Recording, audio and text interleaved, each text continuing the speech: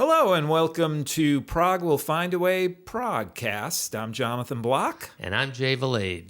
This is episode 8. Yes. And it's a holiday season, so we figured we would do a celebration of Prog Christmas. A Prog Christmas. There you go.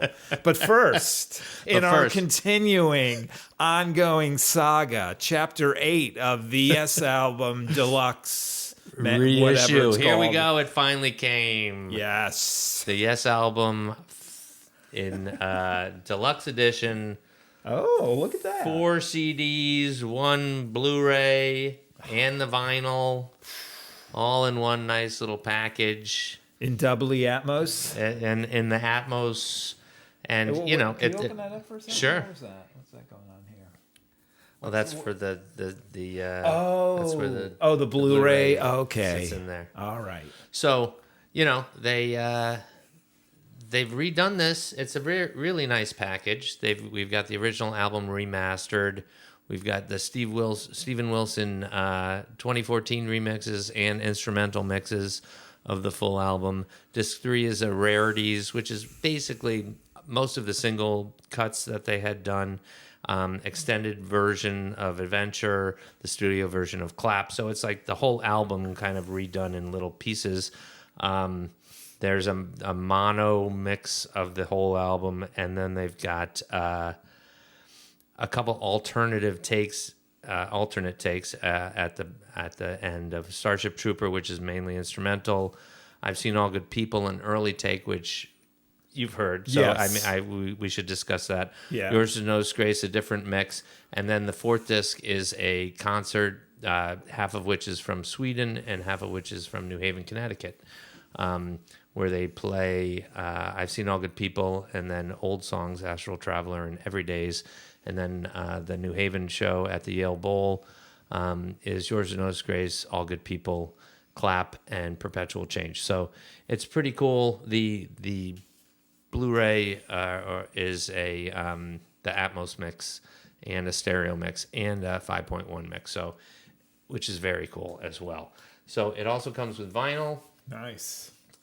And what's the label? What's the vinyl label? It's the regular, same old classic Atlantic Atlantic Records thing, and then there's a book. Wow. Now the book is very interesting because the book has like a picture from the photo shoot of the Yes album, and then inside there's a little note from Steven Wilson about his mix and turning it into Atmos after he had done the other the 5.1 years ago.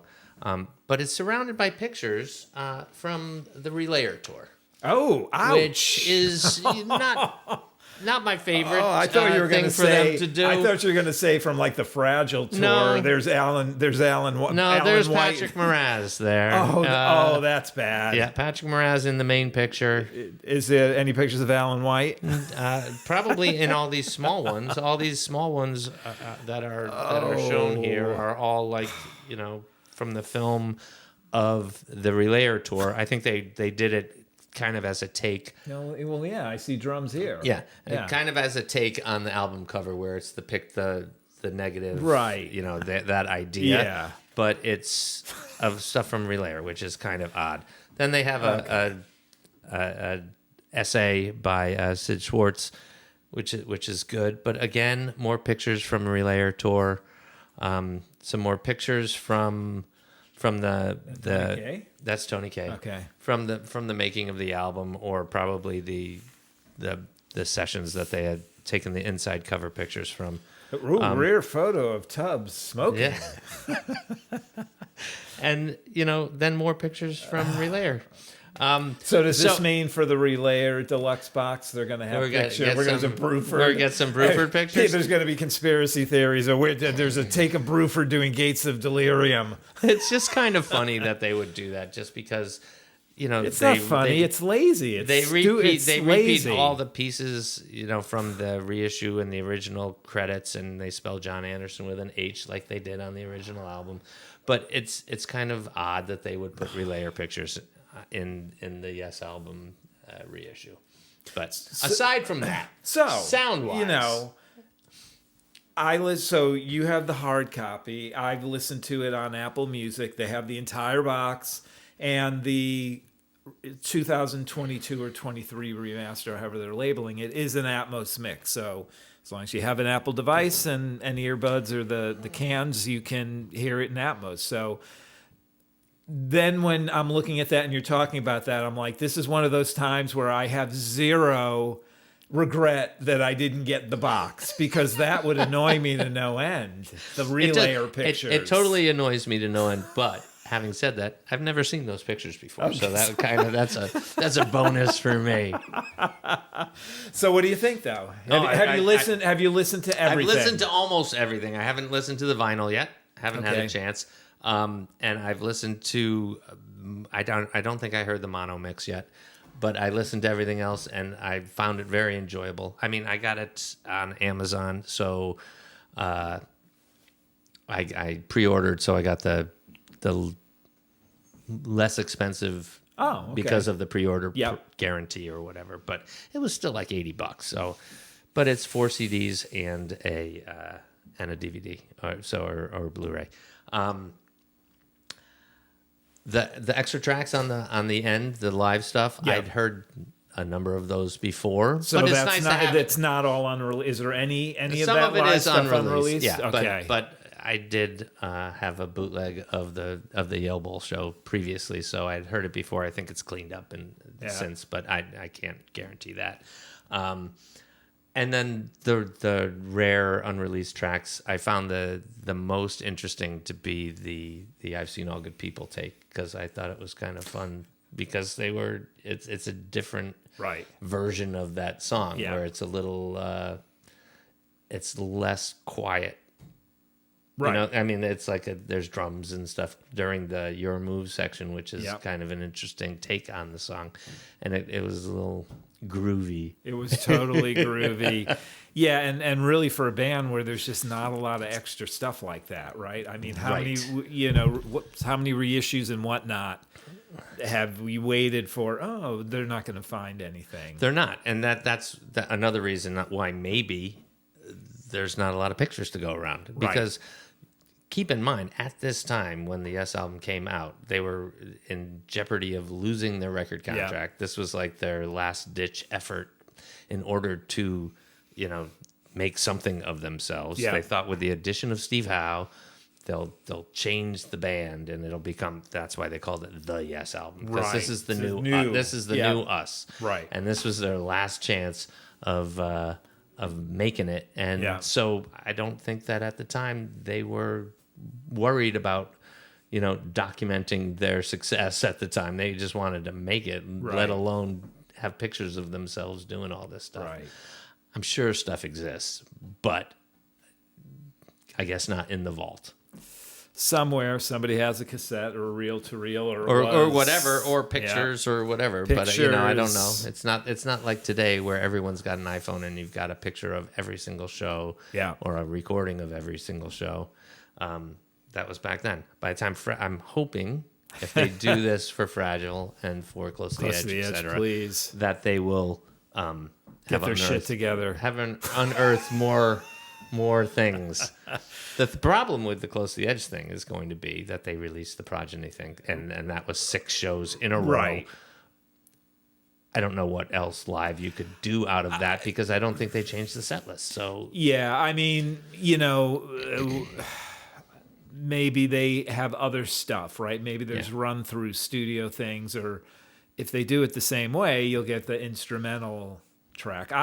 So again, I listened to it on Apple Music. I listened to the whole thing. Yeah. So twice. And we talked before, like every version sounds good. It's not like I compared one to another and said, oh yeah, I prefer the original mix or the Steve Wilson mix. Obviously the Atmos mix is completely different, but everything else. And I listened from a listening experience, but it's not like they and there's no radical took a different take. Right, and there's no radical changes. I mean, I'm a fan of Adventure. I think that's a great song, so I enjoy that there's another 40 to 60 seconds on that, and that's fit in. But and the mono mixes were good, and as you were saying, that extra kind of bonus stuff where it's like just leaves you wanting more. But also keep in mind, again, this is the Yes album. They are the opening act. Right.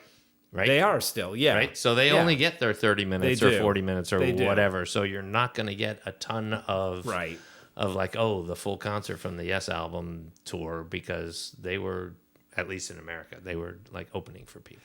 And at least for me, it's sacrilege probably, but there's some bands where even if I like them a lot, they don't do a lot for me live. So like Jethro Tull is one of those bands. Like I love Jethro Tull. I'll listen to any of their albums, but I listen to the live album and I'm like, it just doesn't do anything for me. Yes is a little bit in that category, but the early years, which is funny because I'm such a Bruford fan. I mean, I love everything he's done. I'm a big fan of his Bruford band Earthworks. It was all good, but like I listen to the live stuff and it just doesn't do anything for me. I don't know why. I don't know what's missing. Not until the early stuff, but even Progeny and Yes songs are fine. I thought that personally, I think they started coming into their own live towards the late 70s. It just there's something about I don't live. So I enjoy both periods, right? But I think that the Yes song stuff just is great because it's so much more raw than the studio recordings. Right. There's just, and maybe that's the way it was recorded, but I just and maybe it's Alan White joining the mix and the whole thing. There's just more movement in there. But for Fragile, so you've got on Yes songs, you've got these multi-track, great sounding stuff with Bruford on it. Where is that? Like, where's the rest of it? Hopefully it'll be on... But it's never been like you've heard, that's all they had and everything else was destroyed in the Universal warehouse fire or something. Because, like, where the hell's the rest of it? There's got to be... There has to be more because... To me, that's the biggest hole in the Yes catalog. Besides the weird documentation of the early years. But, but then they had that Sounding Out show on... I don't know if it was on the BBC or whatever, where they interview them all. Oh, right. And then they're showing these clips of them playing from the Fragile tour. Wakeman's in there and they're playing. And so it's there's... Is that the one where John Anderson has that keyboard thing in front of him? Well, he has that on a lot of them. The one with the giant tour things. Yes. I think that's one. That's like from the video of Yours Is No Disgrace. But he might have that on that as well. I'm sure he didn't throw it out. It's not like they were made of money and could just throw out instruments. I'm sure they took everything around. Because keep in mind, again, it's like a year between releases. So, I mean, they're not like it is nowadays that you're 10 years between releases sometimes. So anyway, they should. It's finally out. Right. Hopefully, they will continue this pattern and put more of them out because it would be a shame that it is just the one-off. I'd like to see them put. It doesn't even have to be a whole song, but an excerpt of just like the vocals, like you know what I mean. Like they did the on the King Crimson box. That had Lizard on it, whatever. Prince Rupert Awakes. Is that? Yeah. And they did the John Anderson. And they made these things where it's just John Anderson's vocals, and it's freaking amazing. It is so freaking cool. I'd love to hear them separate that out. That would actually make me appreciate. They did the instrumental mix. Yeah, exactly. Come on, Steven Wilson. Down. Let's have a vocal because that would mix. make me appreciate something like I've Seen All Good People. Like he's so sick of that. It would be very cool though to hear the. Well, there are videos. I don't know if you've seen them on YouTube. Yeah, people have taken out of the it's just Rick Wakeman's keyboards for close to the edge. The isolated bass of Hard Sunrise. I love that. Those are so cool. Which is all cool, but Yes is a hard band to do that to because I mean you'll hear John Anderson sing and then all of a sudden you'll have 2 minutes of silence. And because there's all this instrumental stuff going on. You'd have to somehow edit it down or mix it and make it into a song again. Yeah, but all right. So there we go. There we go. Finally, I think we put a bow on the Yes album. There we go. Merry Christmas. Merry Christmas. And we'll now transition over to our Fragile watch, waiting for the announcement about Fragile. And of course, this is.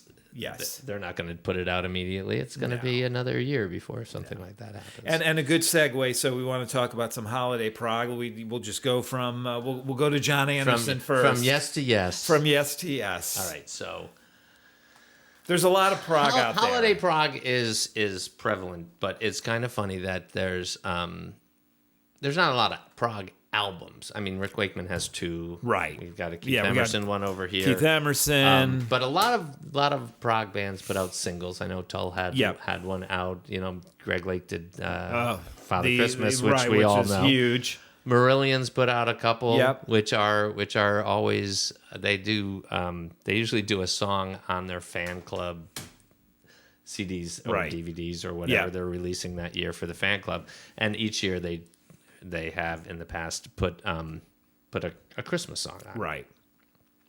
And sometimes it's a live thing that they did somewhere, or they'll go in the studio and they'll be mucking around and put some silly thing together. But they did Carol of the Bells a couple of years ago and put it out as a single, and it was really good. A little haunting, but it was really good. I don't know if you've heard that, but I have, and you know, there is a history, like even in the 70s, a lot of people. Well, I think it started right with the Beatles. Like the Beatles would put something out for their fans every year, and I know other bands did too. But I went looking on YouTube and couldn't find, because I believe Genesis did some stuff maybe a couple of years. I believe Peter Gabriel did something. Okay. I know Van de Graaff Generator did a tune. So people would do, but they were like these one-offs. Yeah. And they're just kind of lost to time. Yeah. You know, lost to time, except, of course. So John Anderson in the modern era. In between 90125 and Big Generator, he put out 3 ships. This is the 30. Originally on cassette. I have the vinyl. Okay. Downstairs. I even have the 12-inch of Easier Said Than Done. Which, strangely enough, is credited just to Vangelis. Really? Yeah. Interesting. But so John re-released it as a 22nd anniversary edition, and God only knows when this came out, 2007. Okay. And added a couple extra tracks in. But it's a very interesting album. I've played it nonstop at Christmas time during the holiday season, and to the point that my children, who are now older, can't wait to hear the John Anderson album at Christmas, because it reminds them of when they were little. Truly a Christmas miracle, John Anderson. It is a Christmas miracle that they like to hear it. But I always enjoy this album. Roy Thomas Baker produced it, and so, which was an interesting choice. But he got to try one more time. Yeah. Well, before he did, then later. Yeah. The Heaven and Earth album for Yes. Right. Which, after the Paris sessions, it was I didn't think that would ever happen. But Elliot Easton from the Cars plays guitar on it. Trevor Rabin's on here. So, you know, it's very interesting. John's take on the classics, but also John's take on some new songs. So one of my favorites is the "Oh Holy Night" with Sandra Crouch, who is or was, I'm not sure, the wife of Andre Crouch, who's a famous gospel singer. Yep. So they've got this whole gospel choir going, and you know, they're duetting the song, and the best is that John's got the higher voice than Sandra, but it's that's funny. That one's good. Then we have Chris Squire's Swiss Choir, right? Which, you know, best dad joke ever, because there's no Swiss choirs on this album, but there are choirs. So Steve Hackett plays a lot of guitar on this one too. So it's again, it's part of my rotation. Your holiday playlist. Yeah, but these are all traditionals, I believe, except for Run with the Fox, which was the song he did with Alan White between the Drama album and 90125, with Pete Sinfield writing the lyrics. Yes. Well, actually, isn't it more accurate to say between Drama and YYZ? Oh, yes. Yes. What did I say? You said 90125. I'm just being a stickler, because have you ever listened to that YYZ stuff? I know it's on YouTube. I know I listened to it one Nothing time, grabs but me when I listen to it. I'm like, okay, I see why that didn't go anywhere. Yeah. So anyway, there's some very interesting things here. Chris sings a lot of the vocals, but then the choir sings most of the stuff on here. Yeah. So if you're not into the choir kind of carols, this would not be your bag. But there's a nice version of Silent Night and Night of Silence where he kind of duets with the choir back and forth. But Right. I listen to that all the time. And then, of course, I have the classic Keith Emerson Christmas album. He does have a choir on here. Most are traditional tunes, but I believe he did write Captain Starship Christmas. That's his, arranged and produced by Keith Emerson. It's freaking Keith Emerson. What are you gonna say? Is it mainly synthy? Yeah, it's mainly synthy. Yeah. So it's not like he got the band back together. Yeah, no, I was listening to Rick Wakeman has a couple, and so I was listening to those on Spotify today, and it's a mix of piano and synth stuff. So yeah, actually, he's got a few tunes on here that he wrote. So recommend, not recommend. I have not. I only listen to it once a year, but definitely if you see it, it's totally worth it. It's Keith Emerson playing Christmas tunes. And then this is a pretty rare one. People seem to forget about this one. It's from, I think, 87, 89. This is The Players. So this is Phil Manzanera and Andy McKay from Roxy Music and a bunch of their friends just playing Christmas tunes. It's not like, there's no Brian Ferry's not singing Christmas tunes on here, and it doesn't sound like and Roxy it's all music. Instrumental. It's all instrumental. It's very traditional sounding. I think it even might be great. like street musicians from London or something like that they get on Ryko. Yeah. On Ryko. I love that one. Yeah, I like that one too. It's like 32 songs or something. Yeah, it just goes on because they're all 33 short. songs, and they're all like a minute and a half. Yeah. So it's a good mix. It will not offend anyone. It will, no. It's very, very, it will not offend. And then, of course, Prog adjacent because Robert Fripp was involved. The Roaches. Is Fripp on that? No, he is not. It's just the Roaches doing all the traditional tunes. Another Ryko release, but on the classic Ryko kind of pale green cases. How is that? I like it. I mean, traditional. It's very traditional. They sing. It's like 3-part harmony singing, and I think it is all a cappella from what I remember, but I could be wrong. I think it's all a cappella. I don't think they're no. Yeah. It's just the sisters. No, there's some drums. There's some this and that. They get a little goofy the way the Roaches do, but the funny thing is like if you're looking for variety, right?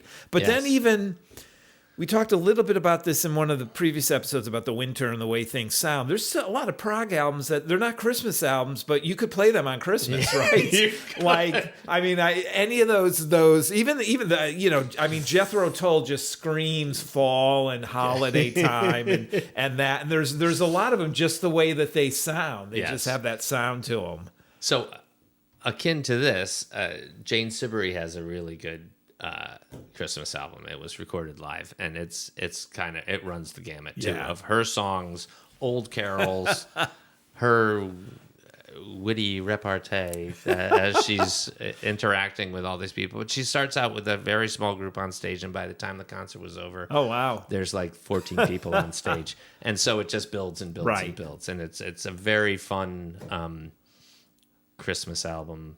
Filled with ups and downs, but it's good. And then Hanukkah, of course, doesn't get as much. No, doesn't get as much press. No, I have a get friend as much who has press. a band called the Levies. Okay, yes, Dave Schneider.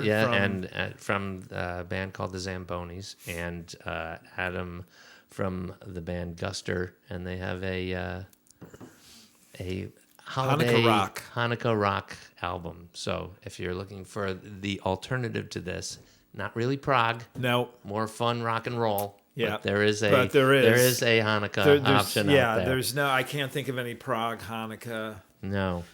Jane Siberry does she's not really prog, but she does a Hanukkah song on her Christmas album. Yes.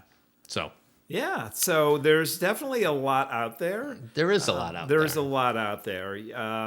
Some of it out of print. I know some of these things are not in print anymore. But I did recently get XCC's Andy Partridge did. XCC put out now a single called "The Three Wise Men," and they did "Thanks for Christmas" as back in the 80s. But he just put out I don't know how long ago, a couple of years back, a CD of my failed Christmas songwriting career, which has 4 tracks that he tried to, hawk to other people as a songwriter, and nobody picked him up on them, or he did them for specific people and they weren't picked up, but he put them out on a little CD. So right, that's an interesting moment as well. I don't know where you can listen to any of that, because I got the Burning Shed had it on their website, so I got it. I got the physical release. Okay, yeah. I mean, I look on YouTube to see if anything's out there, and I was looking for, because I know there were like shows and just these things that would happen on English TV around, the holiday time, music-wise, and I just couldn't find a lot. Like Mike Oldfield lends himself to winter. Right. Like there's a lot of these people. His moments of that as well. Right, of his Christmas. And Kate Bush, 50 Words for Snow could be put into that zone. Right. Yep. Yeah. That is the name of that, right? Yes. Well, and then, of course, Robert Fripp has Silent Night, did a Frippatronics version of Silent Night. Was it an hour and a half? No. It was actually a single. It was released as... I think it was a flexi disc. It was a flexi disc and maybe a guitar player or something like that.